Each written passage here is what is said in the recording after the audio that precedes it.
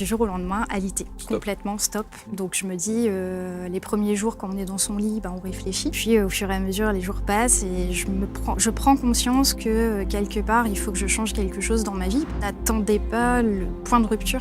Essayez d'anticiper. 6 mois après, je refais une prise de sang et en fait, il n'a pas compris les résultats. Il n'y avait plus rien. Le yoga, c'est pas fait pour moi, il faut être souple. J'avais des a priori quand même assez bizarres par rapport à ça. C'est compatible avec une vie professionnelle normale, c'est complètement compatible. Et regardez les effets que ça peut apporter. Constance est installée sur les canapés. Bonjour. Bonjour. Merci d'être avec nous. Je suis toujours très admiratif de ceux qui changent radicalement de voie, de carrière, alors que visiblement tout était bien tracé. Oui. Dans un univers qui est à l'opposé de ce que vous faites aujourd'hui. Tout à fait. Vous êtes praticienne en Ayurveda. Quelle était votre première partie de vie ? Alors, je suis toujours dans cette première partie. Ah, vous êtes toujours ? Oui, ok, tout très à bien, fait. vous continuez alors, parfait. Donc, c'est 2 parallèles. Donc, je suis responsable de production et logistique en industrie, à la base. Rien à voir. Rien à voir. Strictement rien à voir. On dit souvent qu'il y a des déclencheurs, il y a des prises de conscience. Qu'est-ce qui vous emmène à être la praticienne en Ayurveda que vous êtes aujourd'hui ? Alors, c'est passé il y a une douzaine d'années environ un petit épisode de santé qui m'a demandé de stopper complètement pendant 3 semaines. Donc, j'ai été alitée 3 semaines suite à un souci gynécologique. À la base, j'étais vraiment dans la performance industrielle à fond, investie à 3000%. Et puis, du jour au lendemain, alité. Complètement stop. Donc, je me dis, les premiers jours, quand on est dans son lit, on réfléchit. On se dit, tiens, vite, quand est-ce que je vais pouvoir reprendre le travail ? Et puis, au fur et à mesure, les jours passent et je prends conscience que, quelque part, il faut que je change quelque chose dans ma vie parce que je ne peux pas continuer comme ça et tomber régulièrement. Donc, je me dis, je vais essayer de trouver quelque chose qui va m'aider à gérer mon stress. Parce que vous aviez déjà des signes d'alerte auparavant qui vous faisaient comprendre qu'il fallait peut-être changer des choses ? J'avais eu des petits signes d'alerte, des petits soucis au niveau du foie, des choses comme ça qui m'ont jamais fait arrêter aussi longtemps, mais quand même. Et donc, je me dis, il faut que je trouve une solution. Donc, je découvre le yoga à cette époque-là. Donc, le yoga, alors vous n'en faisiez pas du tout ? J'en faisais pas du tout et j'avais même des a priori incroyables dessus. Exemple ? Forcément. Le yoga, c'est pas fait pour moi, il faut être souple, il faut... je vais pas faire ça alors que je suis dans l'industrie. Enfin, voilà, j'avais des a priori quand même assez bizarres par rapport à ça. Qui vous pousse à consulter, et enfin en tout cas à aller voir une première prof de yoga et de suivre un cours ? Alors, je fais moi-même, en fait. Je me dis, allez, je vais quand même essayer ça pour voir si ça peut m'aider à gérer le stress. Donc, je regarde des vidéos sur Internet. Et puis, je fais ça tous les soirs. Une petite routine de 10-15 minutes le soir. Et puis, je vois qu'il y a quand même une amélioration dans mon quotidien. Exemple ? Au niveau de la respiration, de la concentration et aussi de la gestion du stress au quotidien dans l'industrie. Ce qui est assez incroyable, et il y a encore beaucoup de gens qui ont des a priori sur cette discipline, et qui se disent qu'il y a un petit effet placebo et que c'est un peu pour les bobos, qu'il y a un petit... Voilà. Non, mais c'est vrai qu'on a ce regard sur le yoga. Mais visiblement, il y a des effets très concrets sur la manière dont vous ressentez les choses après avoir ne serait-ce que fait 10-15 minutes, vous dites. Oui, voilà, 10-15 minutes tous les soirs. C'était vraiment devenu mon petit rituel du soir. Et c'est vrai qu'au niveau de la gestion du stress, je me voyais parfois sur des situations dans mon travail où d'habitude j'explosais. Et finalement, je me voyais prendre du recul sur ces situations-là. Et j'imagine que même votre entourage a dû vous dire, tiens... Au début, ils se sont un peu moqués, on va dire. On a une nouvelle Constance. J'étais pas souple du tout en plus, donc ils m'ont dit, tu vas faire du yoga, tu sais pas toucher tes pieds. J'ai dit, tant pis, j'essaye. Et puis, finalement, la souplesse arrive aussi. Donc, en plus, on voit des effets sur le corps. On se sent mieux dans son corps, etc. Donc, c'est vraiment génial. Bon, ça n'en fait pas une praticienne en Ayurveda ? Non. Alors, en fait, le yoga était une porte pour me faire découvrir l'Ayurveda. Je le découvre un peu après, parce que je m'intéresse à beaucoup de choses dans la sphère du bien-être. Donc, je découvre la naturopathie en premier et ensuite l'Ayurveda. Et je me rends compte que l'Ayurveda et le yoga sont connectés, en fait. Alors, si on devait, pour ceux qui ne connaissent pas, l'Ayurveda, l'Ayurveda, comment est-ce qu'on le définit ? c'est une médecine indienne traditionnelle qui a 4 à 5 000 ans, on n'arrive pas trop à dire depuis quand, et qui agit à la fois sur le corps, sur l'esprit, sur l'âme. Et à partir de là, je découvre cet Ayurveda et je me dis, c'est exactement ça. J'avais déjà entamé une formation en naturopathie, donc je dis, c'est pas grave, je vais faire les deux. Donc je continue ma formation en naturopathie, je me forme en parallèle à l'Ayurveda, tout en continuant à travailler dans l'industrie. Alors moi, je suis resté, c'est encore très binaire, je suis resté sur le principe de, on prend le pouls pour essayer de scanner un petit peu ce qu'il peut y avoir. C'est une des pratiques de l'Ayurveda, c'est ça? Oui, c'est une des pratiques. Après, on prend en compte aussi l'alimentation, l'hygiène de vie, le sommeil, etc. Donc c'était très complémentaire avec la naturopathie. Complètement complémentaire, puisque la naturopathie m'a appris à vraiment chercher avec les plantes, la phytothérapie, etc., dans tout ce qu'on connaissait, dans ce qu'il y avait autour de nous. L'Ayurveda a plus été sur le côté émotionnel, spirituel aussi. Et à partir de là, je me suis énormément ouvert aussi à ce côté spirituel. Alors là, la question, c'était de se dire, où est la dimension spirituelle, en tout cas dans votre vie avant de découvrir tout cela, c'était inexistant? Non, il y avait des petites choses quand même. J'ai toujours cru un petit peu à la réincarnation, à l'âme, aux entités, etc. J'ai toujours cru à tout ça, à la vie après la mort, plein de choses. Tout ça vous parle? Oui, tout ça me parle depuis toujours. Et c'est vrai que depuis la découverte de l'Ayurveda, la spiritualité a pris une très grande place dans ma vie. Alors, quand vous avez évoqué tout à l'heure vos problèmes de santé, évidemment, on a envie de vous poser la question de savoir, même si, encore une fois, il ne s'agit pas de se substituer à un avis médical, on est bien d'accord, et c'est vraiment le principe fondamental qu'on propose ici et qu'on impose d'ailleurs, c'est la question de se dire, est-ce que toutes vos pratiques sont venues en complément d'un accompagnement médical, parce qu'il y avait quand même un vrai problème médical pour le coup, et est-ce qu'il y a eu une amélioration? Ah bah oui, aujourd'hui je n'ai plus rien. Donc ça, mais la question, c'est de savoir, et c'est ça qui est difficile, qu'est-ce qui a fonctionné? J'ai essayé beaucoup de choses. Le fait d'avoir vraiment travaillé sur la gestion de mon stress m'a vraiment aidée. Le problème était que j'étais très très stressée, mais je le suis depuis toujours. Et le fait d'avoir vraiment travaillé sur les exercices de respiration, quelques compléments alimentaires, donc oui, en parallèle de mon suivi médical, évidemment, et puis de changer complètement d'hygiène de vie, d'instaurer des rituels dans le quotidien, ça m'a aidé à canaliser mon stress. Alors, donnez-nous des exemples pour ceux qui nous regardent, qui vous regardent. Quel genre de rituel vous proposez? Et si possible, des trucs simples. Oui, c'est des choses... On ne va pas réinventer la roue, quoi. Tout à fait. Et j'ai pas le temps, de toute façon. Je me lève très tôt le matin, donc j'ai pas forcément le temps de faire 2 heures de yoga tous les matins. Par contre, oui, il y a des rituels simples, comme boire un verre d'eau chaude au réveil le matin. Ça, c'est des choses qui aident. Ça aide beaucoup. Faire 5 minutes de respiration le matin dans le calme, sans téléphone, sans rien. C'est bête, mais ça permet de se canaliser, de se concentrer. Travailler l'ancrage au quotidien, donc ça peut être du yoga ou de la marche au quotidien. Ce sont des petites choses que je ne faisais pas et que je ne prenais pas le temps de faire avant et qui sont aujourd'hui vraiment ancrées dans le quotidien et que je fais tout le temps, toujours. Est-ce que vous faites partie de ces gens qui considèrent, on a enregistré une émission un jour d'une personne qui disait dans les 30 premières minutes qui suivent mon réveil, je ne prends pas le téléphone, je ne consulte rien, je ne lis rien. Ça m'arrive. J'ai quand même l'œil sur le téléphone puisque mes équipes commencent à 6 heures, donc forcément, il y a toujours le petit côté au cas où, urgence du travail. Mais c'est vrai qu'il est moins souvent dans ma poche et le week-end, par contre, j'arrive à me déconnecter complètement. Donc vous avez installé cette routine. Oui. Et ça, c'était il y a combien de temps? Il y a une dizaine d'années à peu près.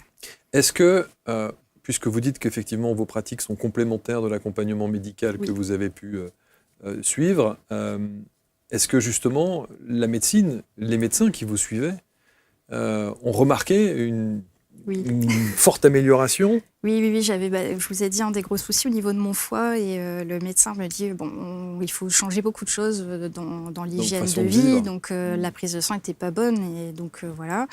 Donc je mets tout ça en place en complément de ce suivi avec mon médecin. 6 mois après, je refais une prise de sang et en fait, il n'a pas compris les résultats. Il n'y avait plus rien. Alors, vous le dites aujourd'hui, intrinsèquement comme ça, vous êtes convaincu que c'est ce que vous avez mis en action ou est-ce que c'est le protocole médical qui a fait la complémentarité, je pense, des choses. Les deux en même temps. L'alimentation a énormément joué, je pense. Oui. Parce que ça, c'est une vraie question que les gens se posent. Tout à fait. Se dire, oui, d'accord, mais comment être sûr que c'est ce que vous avez mis en place? Mais en tout cas, même sur, encore une fois, sur votre façon d'être, sur votre comportement, sur vos réactions, sur votre stress, évidemment, et par voie de conséquence, le rayonnement que vous pouvez avoir avec votre entourage et même vos équipes au travail, je suppose. Oui, tout change. Et puis, la façon de voir les choses aussi évolue, arrive à un moment donné. Bon, donc vous êtes devenue praticienne en Ayurveda, vous donnez des cours de yoga, ce qui est quand même incroyable pour quelqu'un qui se dit c'est une pratique qui ne tient pas la route, j'y crois pas, c'est un truc de bobo, formidable. Mais moi, je prône le fait de tester. En fait, je propose uniquement à ma clientèle des choses que j'ai testées et que j'approuve. Au moins, ça me permet déjà d'être crédible et puis de leur dire non, mais c'est compatible avec une vie professionnelle normale, c'est complètement compatible. Et regardez les effets que ça peut apporter. Donc, il y a 5 ans, j'ai créé mon cabinet. Qui sont les gens qui font appel à vous et de quoi ont-ils besoin en général? Surtout des femmes, puisque je me suis spécialisée de par mon passé médical aussi dans l'accompagnement des femmes. Ce qu'elles viennent chercher souvent, c'est une reconnexion à elles-mêmes, gérer le stress, pouvoir essayer de se recentrer dans une vie où on a souvent l'impression d'être à 3000 à l'heure tout le temps. Ouais. Il y a une pression sociale aussi qui joue beaucoup sur beaucoup de femmes, la pression du travail, le fait d'avoir des postes à responsabilité. Donc forcément, eh bien, tout ça, ça peut concorder et elles se reconnaissent, je pense, aussi dans mon parcours. Qu'est-ce que vous leur proposez ? Tout va dépendre de la personne. Donc la première consultation, c'est vraiment un bilan. Et là, c'est à partir de là où je vais sélectionner mes outils. C'est pour ça que j'ai pas mal d'outils dans ma trousse. C'est qu'une personne, je vais pouvoir l'accompagner peut-être avec des rituels ayurvédiques pour calmer le stress, etc. Puis d'autres personnes, je vais pouvoir peut-être proposer du yoga ou peut-être proposer un accompagnement un peu plus personnalisé sur la gestion des émotions, des choses comme ça. Qu'est-ce qui vous marque le plus chez ces gens qui viennent vous consulter, enfin pas consulter parce que vous n'êtes pas médecin, mais qui viennent en tout cas en tant que client, voilà, et qui viennent en séance en général. Qu'est-ce qui vous marque le plus ? Leur parcours de vie, leur histoire. On a des histoires parfois qui sont quand même difficiles et je me dis waouh, la force quand même qu'elles ont, c'est incroyable. Et le fait de pouvoir les accompagner à retrouver un petit peu de lumière dans les yeux, ça c'est vraiment super intéressant. C'est magique, ouais. Il y a ceux qui vont travailler avec les plantes, puis il y a ceux qui travaillent avec l'énergie divine, ce qui est mon cas. C'est pour ça qu'en fait on peut tout traiter. On va mettre en corrélation l'âme, le corps et l'esprit. De ce fait, la personne va se soigner elle-même. On commence par 4 dates, 4 très belles dates sur Bordeaux, Lyon, Paris et Nice, à travers la voie Crystalis. C'est un projet qui me tient vraiment à cœur, qui vibre profondément en moi et de plus en plus chaque jour, j'ai envie de vous dire, afin de partager, vraiment de faire partager dans cet atelier immersif avec toutes les personnes qui auront la chance d'être présentes et qui se seront donné la chance d'être présentes, une manière de se reconnecter à qui nous sommes, de retrouver cet amour de soi, pas perdu mais que l'on a oublié. Donc à travers les exercices que je vais proposer, tout simplement on va, sous forme métaphorique, décanter, élaguer toutes les strates émotionnelles que nous puissions avoir, en tout cas les premières, pour retrouver cette lumière qui est en nous, encore bien dissimulée. L'autre question que beaucoup se posent quand on se dit « tiens, je vais me faire accompagner par un coach, par un thérapeute, un accompagnant de vie », c'est le temps. Oui. Est-ce qu'il faut du temps ? Est-ce que vous avez des exemples de gens pour qui ça a fonctionné très très vite en fonction du protocole que vous avez mis en place ? Oui, donc ça peut aller de 2-3 séances à un petit peu plus. Après, ça va dépendre aussi où la personne, jusqu'où elle a envie d'aller. Parce que l'accompagnement, ça peut être tout simplement gérer le stress. Et puis en 2 séances ou 3 séances, ça va être réglé et la personne retrouve un équilibre. Puis si on est sur des choses où la personne elle a envie de gérer son stress, mais aussi d'aller gérer d'autres émotions, bon, là, ça peut être un accompagnement qui peut être un peu plus long. Mais ça peut aller relativement vite, tout à fait. Donc aujourd'hui, tout est en ligne ? Alors quasiment tout est en ligne, pas de faux. Et vous faites du présentiel aussi ? Présentiel. Et vous faites des cercles ? Oui. Alors, je fais des cercles d'éveil, on va dire, donc pour se reconnecter au cycle des saisons, qui est très intéressant. C'est ce qui m'a, moi, aidé aussi, tout au départ, quand je me suis lancée dedans, de juste reprendre conscience de ce qui se passe un peu autour de nous, de sortir la tête du téléphone, de regarder. Je fais des cercles, je fais le yoga, forcément, des stages et des retraites aussi. Et puis, j'ai un espace en ligne qui est dédié pour les personnes qui sont un peu plus éloignées, qui ne peuvent pas toujours venir. Donc, elles retrouvent du yoga, des méditations, tout plein de conseils. Alors, essayez de nous expliquer un petit peu plus en détail, justement, ces cercles en fonction des saisons. Les cercles d'éveil en fonction des saisons. Voilà, j'en fais 8 par an. Donc, c'est calé, en fait, sur le calendrier, en fonction des saisons, printemps, été, automne, hiver. Tous les 2 mois environ. Et pendant ces cercles d'éveil, ça dure une petite heure. On se retrouve autour d'une table et on va... À la fois, je vais expliquer la reconnexion à la saison et en même temps, il y a une petite activité créative qu'on fait ensemble.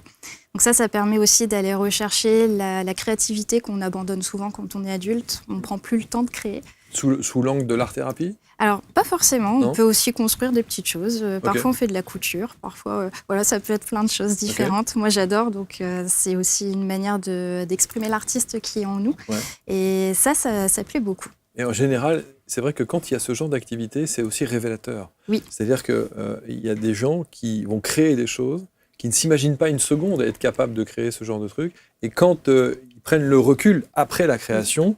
On est fiers. On est fiers. Ouais. Ils se disent, c'est moi qui fais ça. Et il y a souvent une signification. Tout à fait. Soit de l'état d'esprit, soit de notre, nos ressentis du moment, des choses comme ça. J'ai beaucoup de femmes qui avaient complètement abandonné cet aspect créatif. Et depuis qu'elles participent à mes cercles, elles me disent j'ai créé ça.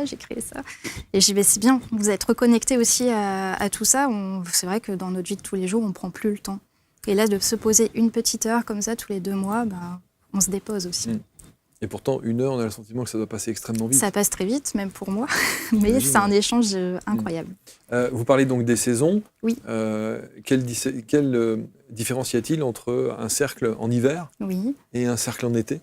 Alors le cercle de l'hiver, on va plus le tourner sur le besoin de ralentir complètement, de prendre du recul aussi, de faire un petit bilan, on va dire, personnel. Donc ça peut être un bilan personnel sur ce qui vient de se passer dans l'année ou ce qu'on a mis en place depuis. Et puis un cercle d'été, on va plus être sur la dynamique de l'été, donc la chaleur. On va plus être tourné sur le feu intérieur, essayer de canaliser un petit peu tout ça. Donc ça peut être plein de choses. Au printemps, on va plus être sur la renaissance. On sent un nouveau souffle en nous. Et puis à l'automne, on commence à lever le pied un petit peu, on ralentit. C'est vrai que quand on vous entend comme ça et que vous donnez des explications sur, en automne on va faire ça, au printemps on fait ça, en hiver, en été, etc. Mais il y a une notion aussi très abstraite. Oui. Et on se pose toujours la question de se dire, mais concrètement, qu'est-ce que vous allez faire ? J'ai déposé ma voiture, je viens vous voir, j'arrive dans ce cercle. Qu'est-ce que vous préconisez et qu'est-ce qu'on y fait ? Alors, par exemple, pour le cercle du printemps qui va avoir lieu dans pas longtemps. Donc, j'ai une première partie, on va dire 15-20 minutes, où je vais expliquer un petit peu toutes les traditions qui sont faites autour du printemps. Donc, je vais aller chercher dans les traditions un peu celtiques, qui sont en fait nos racines. Et je vais expliquer qu'à l'époque, c'était là où on commençait à replanter dans les champs des cultures, des choses comme ça. C'est la fête d'Ostara, entre parenthèses. Et donc, à titre, on va dire, un peu plus spirituel, on va nous aussi planter nos graines pour l'année. Donc concrètement, ça peut vraiment être planter sa graine. Donc parfois, on va aller planter des petites graines dans un pot avec de la terre, etc. Ou alors, ça peut être juste écrire sur un papier ce qu'on a envie de planter pour l'année. Et puis ce papier, on va l'enterrer dans un pot de fleurs ou quelque chose comme ça. Et puis à côté, comme c'est la fête d'Ostara, j'aime bien toujours proposer une activité créative dans ce sens. Donc ça peut être par exemple décorer des œufs avec de la peinture, ça peut être créer aussi un petit mobile avec des feuilles, des fleurs qu'on va ramasser, créer une couronne de fleurs aussi, c'est possible. Donc on va vraiment être à la fois sur le côté histoire et sur le côté créatif. Créatif, mais on se demande aussi, et parfois on a ce genre de réflexion de genre, c'est faire de ces choses si simples. Oui. Quelque chose d'efficace, c'est parfois difficile à entendre ou à comprendre. Oui, je l'entends et j'étais très sceptique moi aussi au début. Et en fait, quand j'ai testé, je me suis rendu compte que j'avais laissé un peu trop longtemps ma créativité de côté. Et le fait de se reconnecter juste à ce qu'on est en train de faire, d'être vraiment dans l'instant présent pour le coup, puisqu'on est concentré sur le sujet de création, on a l'impression de profiter beaucoup plus de ce moment. Et on voit aussi la vie différemment. Moi, ça m'est arrivé très souvent de me dire, après ces activités créatives, le temps est passé super vite. C'est sûr. C'est incroyable. Et puis, donc, de prendre le temps aussi pour faire d'autres choses. Par exemple, cuisiner au quotidien, plier du linge. Enfin, c'est des choses bêtes, mais d'être vraiment dans ce que je fais et d'arrêter d'avoir 1000 pensées qui traversent l'esprit.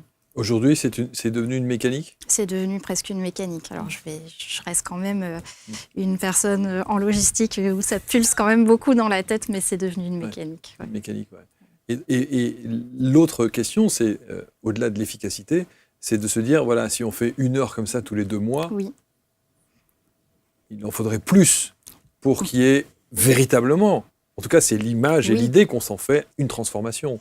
Alors oui et non, puisqu'en fait, c'est des petites graines que je plante à chaque atelier. Et entre les ateliers, les gens vont facilement vers de la création chez elles. Donc c'est ça aussi qui est bien. C'est-à-dire que c'est un déclencheur. C'est un déclencheur. Et ensuite, elles s'y mettent. Elles s'y mettent, elles reprennent quelque chose qu'elles avaient abandonné depuis leur adolescence ou leur début de vie d'adulte. Et c'est là où je vois des choses vraiment belles.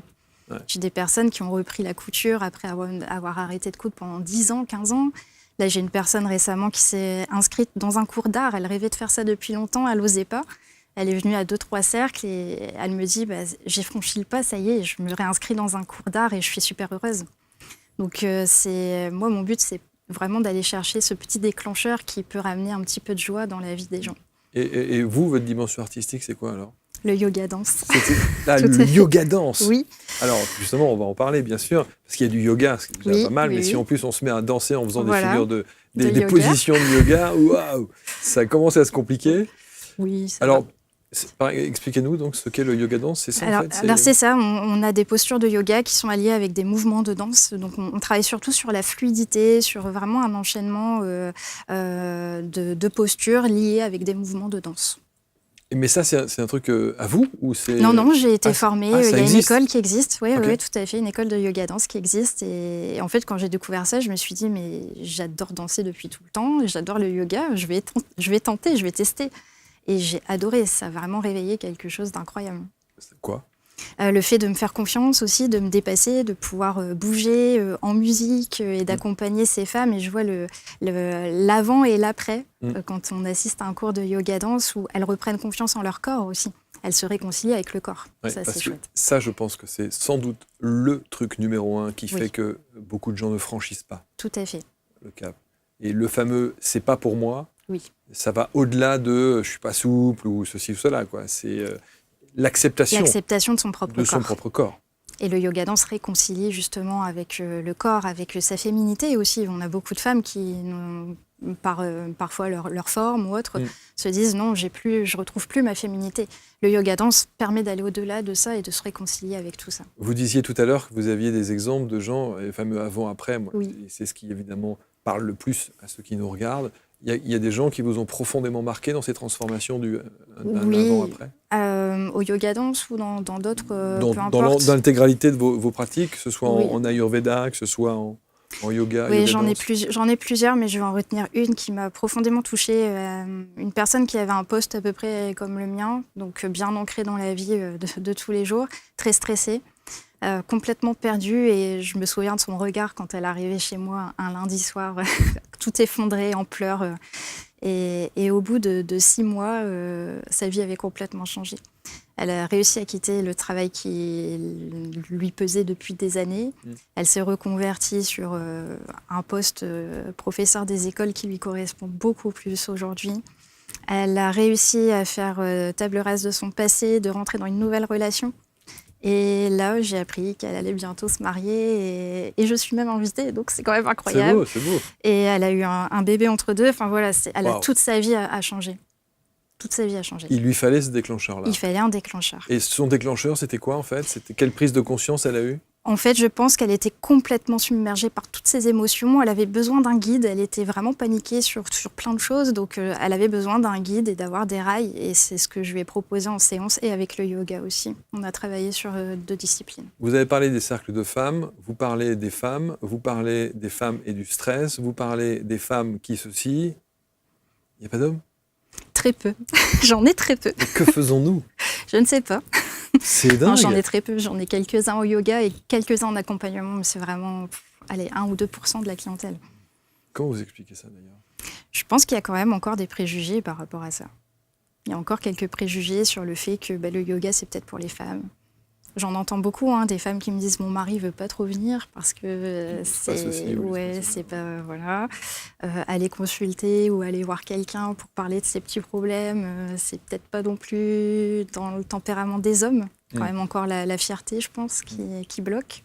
En tout cas, franchissez le cap. Le cap. J'ai eu l'occasion un jour de recevoir quelqu'un qui faisait du yoga avec des chiens. Ah oui, ok. Elle faisait venir dans son cours de yoga des bébés chiens. Des bébés chiens, oui. Vous l'avez jamais fait ? Non, mais j'en ai 2, donc il y en a une qui assiste régulièrement. Il paraît que c'est extraordinaire. C'est génial. Oui. Extraordinaire. Et vous voyez les bébés chiens qui se baladent un peu partout. Pendant le cours de yoga. Alors c'est pas toujours simple parce que pour le coup ils font un peu n'importe quoi, mais c'est mignon, c'est super. Ça amène de la douceur. Oui, clairement. Ouais. Vous vous êtes déjà demandé comment les cycles lunaires pouvaient concrètement transformer votre vie ? Découvrez une méthode révolutionnaire qui va au-delà de l'astrologie traditionnelle. Dans cette masterclass gratuite, Johan Roche vous dévoile son approche centrée sur l'influence de la Lune, permettant d'appliquer l'astrologie de façon vibratoire et émotionnelle dans votre quotidien. Plus qu'une simple masterclass, c'est une approche pédagogique innovante qui rend l'astrologie enfin accessible à tous. Ne manquez pas cette opportunité unique de maîtriser un outil puissant pour forger votre destin. Cliquez maintenant en haut à droite de l'écran ou sur le lien en description pour réserver votre place. En tout cas, vous pouvez dire qu'aujourd'hui, ça a changé votre vie. Aujourd'hui, ça a changé ma vie et j'ai trouvé enfin un équilibre. Alors, je ne vais pas dire que tout est tout le temps parfait. Hein. Je déborde aussi, comme tout le monde. Hein. On reste humain. Mais oui, aujourd'hui, ça a complètement changé ma vie. Mais quand vous débordez, comme vous dites, vous avez les automatismes qui vous permettent de recentrer, recanaliser les choses. Ce qui est un peu dommage, c'est de se dire... Alors, dommage, c'est que, évidemment, on aimerait que vous puissiez être partout. Il faudrait pouvoir organiser un peu partout en France des cercles pour que les gens puissent profiter de votre accompagnement et de votre enseignement. Ça serait bien. Vous aimeriez ? Peut-être un jour. Ouais. Peut-être un jour, oui. En tout cas, il y a une décision peut-être qui devra se prendre. À un moment donné, oui. Aujourd'hui, j'ai l'équilibre qu'il faut et je ne veux pas non plus abandonner le poste dans lequel je suis et je ne veux pas non plus abandonner mes clientes et mon cabinet. C'est intéressant de se poser la question du pourquoi. Alors, au-delà, évidemment, d'un aspect financier, matériel, parce que lancer une pratique en parallèle, c'est pas toujours évident, mais vous pourriez arrêter ce que vous faites ? Aujourd'hui, pas vraiment. Donc, la question, c'est par quoi ? Par peur ? Par loyauté familiale ? Parce que c'est une entreprise familiale ? C'est une entreprise familiale, tout à fait. Je suis la 4e génération. Donc, ça veut dire qu'il y a quand même quelque chose qui reste engrammé chez vous ? Oui, alors après, comme je vous dis, aujourd'hui, j'ai trouvé l'équilibre, j'ai fait la paix aussi avec cette part de moi-même, mais c'est pas figé dans le temps, et puis on verra un peu ce que l'avenir me réserve. Mais que diriez-vous à quelqu'un qui vient avec ça, avec ce syndrome de la loyauté familiale qui plus est ? Alors c'est encore plus dur, parce que si c'est une loyauté amicale, bon, mais loyauté familiale, on est quand même, bon, voilà. Elle vient et elle vous dit ça. Elle vous dit, vous savez, moi, mon problème, c'est ça. Que dites-vous ? Si elle est en paix avec ça. Et non, elle vient vous voir parce que justement... Si elle n'est pas en paix, on travaille là-dessus. Eh oui. Tout à fait. Oui. Et là, on va aller... Moi, j'ai un outil aussi que j'utilise, c'est la psychogénéalogie, que j'ai testé sur moi, du coup, pour pouvoir travailler, prendre de la distance par rapport à tout ça. Et je pense que je lui proposerai de travailler aussi sur la psychogénéalogie pour aller essayer de se détacher un petit peu de ce sentiment de devoir et d'être obligé de faire pour les autres. Que vous n'avez plus alors pour le coup ? Aujourd'hui, non, je ne l'ai plus. Je reste vraiment par sécurité plus financière pour stabiliser un petit peu. Aujourd'hui, je me détache de plus en plus de ce devoir familial. Ça se fait petit à petit. À bon entendeur, la famille. Un jour, elle fera que du yoga. Peut-être. Que du yoga danse. Bon, peu importe, mais c'est vrai que c'est évidemment très intéressant. Le bilan naturopathique, en naturopathie, vous le faites aussi, cet accompagnement qui est complémentaire, on le disait, aux autres pratiques. La naturopathie, on va dire, c'est un outil que je vais sortir et utiliser de temps en temps, même si la base reste l'Ayurveda quand même, que je trouve un peu plus impactante pour moi, ça me parle un peu plus. Mais la naturopathie, ce sont des leviers que je vais actionner, parfois et notamment par les plantes ou des choses qu'on va plus trouver, on va dire, autour de nous et qui sont plus simples à utiliser que des plantes ayurvédiques qui sont un peu plus compliquées. Et puis dans la naturopathie, ce que j'aime beaucoup, c'est qu'on a quand même cette approche globale aussi qui est importante. Et qui fait partie d'un package qui permet, encore une fois, et vous le disiez, vous parliez de boîte à outils. Oui, c'est ça. C'est qu'en fonction de la problématique de ceux et celles qui viennent vous voir, vous pouvez activer ou actionner tel ou tel angle. Exactement. Qui permettent de transformer. Vous vous rendez compte quand même que, d'abord, de la responsabilité que vous avez quelque part, et deux, du potentiel que vous permettez d'extraire des gens, de faire rayonner, de faire naître chez les gens. Je m'en rends pas forcément compte. Après, j'ai quand vous avez les un retours. Changement, quand il y a un changement de vie, parlent d'eux-mêmes. Clairement. J'ai pas vraiment c'est vrai, j'ai pas toujours l'impression de faire des miracles, mais quand je vois les changements dans les yeux des gens, oui. Quand je ferme le cabinet le samedi soir, souvent je me dis encore une journée où j'ai pu aider et accompagner. Et quand je vois le changement dans leur vie ou dans leurs yeux, ou juste un merci parfois, un merci ou une main sur le cœur, moi ça fait plaisir. Parcours académique en management, école de commerce, c'est ça, un BTS négociation relations clients, licence marketing management. On est loin, hein ? Oui, on est loin. On est loin. Mais comme quoi ? Tout est possible. Tout est possible. Et tout peut se compléter aussi. Mais il aura quand même fallu que votre corps vous dise stop. Oui. Pour que vous preniez conscience de ça. Même si j'avais déjà des petits automatismes en spiritualité ou en accompagnement, on va dire, plus holistique, ouais. Oui, il a fallu que mon corps me dise stop. Et c'est ça, je pense aussi, dans l'esprit de tous ceux et celles qui nous regardent, et moi je l'ai compris aussi à titre personnel, c'est qu'on a cette désobligeante attitude qui consiste à attendre de prendre le mur oui. pour commencer à réagir. Oui. Alors qu'on devrait, toutes les pratiques que vous proposez, on devrait les faire en amont pour prévenir. C'est exactement le discours que j'ai oui. avec toutes les personnes que je rencontre, c'est de leur dire n'attendez pas le point de rupture, essayez d'anticiper. Ça peut être bête, mais dans l'accompagnement, par exemple, chez les femmes, je dis n'attendez pas d'avoir la ménopause et d'avoir les symptômes de ménopause pour venir me voir. Voire de préménopause, oui, voilà. dont certaines femmes ne sont même pas au courant. Et qu'elles vont consulter la plupart du temps chez un médecin qui les met sous antidépresseurs, oui. Alors qu'en fait, elles ne sont pas du tout dépressives. Non. C'est simplement qu'effectivement, voilà. Il est trop tard. Donc, oui, là, il y a déjà un processus qui est engagé. Et c'est vraiment le discours que j'ai aujourd'hui. Je prône cette anticipation de par l'hygiène de vie, de par la pratique du yoga, etc. pour dire, voilà, on peut éviter certaines choses. Ouais. Sur l'alimentation, qu'est-ce que vous avez radicalement changé ? J'ai plus de sucre du tout, déjà. Tout ce qui est un peu inflammatoire, j'essaye d'éviter aussi maintenant. Ouais. J'ai vraiment tout revu. Je mangeais beaucoup de choses à la va-vite, plats préparés. Voilà, un petit coup de micro-ondes, terminé. Voilà. Aujourd'hui, j'essaye de prendre le temps de cuisiner un petit peu plus avec des produits frais, de me recentrer aussi sur les produits de saison. Je mange pas de tomates à l'hiver, par exemple. C'est pas des fruits, des tomates, des fruits de saison. Donc oui, voilà. Et quand vous avez fait 3 heures de route pour venir au studio, oui. Là, qu'est-ce que vous avez mangé à midi ? J'ai été chercher un petit sandwich au poulet que je n'ai même pas su manger. Trop stressée. Tout va très bien. Qu'est-ce que vous aimeriez, Constance, qu'on retienne de vous ? Juste que je suis une accompagnante, je pense que c'est déjà bien. Et le fait d'être encore dans la vie active, que les gens comprennent que c'est possible d'avoir à la fois une vie active avec un poste à responsabilité et de ne pas s'oublier en même temps.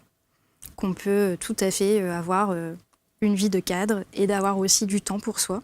C'est pas incompatible pour moi. Je pense que beaucoup de femmes l'ont oublié. Bravo. Bravo pour cette prise de conscience. Bouger, respirer, s'ancrer au rythme des saisons. Oui. C'est ce que vous nous avez présenté avec votre palette d'actions qui permettent effectivement de travailler sur soi. Si je puis dire, même si j'aime pas le mot travailler, mais en tout cas, prendre conscience prendre peut-être. Conscience, voilà. Prendre conscience des choses. On va mettre autour de la vidéo tous les liens pour entrer en contact avec vous. Là, on est au mois de mars, les prochaines sessions. C'est toutes les semaines. Toutes les semaines. Okay. Toutes les semaines. Et les cercles ?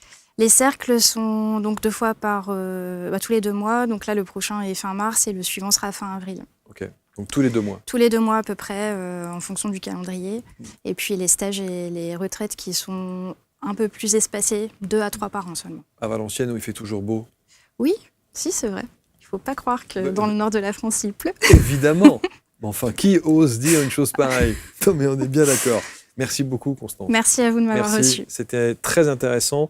Et cette prise de conscience qui, à chaque fois, et c'est vraiment la valeur ajoutée de l'index, qui consiste à dire que si vous avez pu le faire, d'autres doivent pouvoir le faire aussi. Tout à fait, tout est faisable. Avec de la volonté, avec un peu de volonté et un bon accompagnement. Aussi. Pour ne pas se retrouver seul dans cette jungle, parfois, de tout ce qui est proposé à tout va, et n'importe où, n'importe comment, parfois.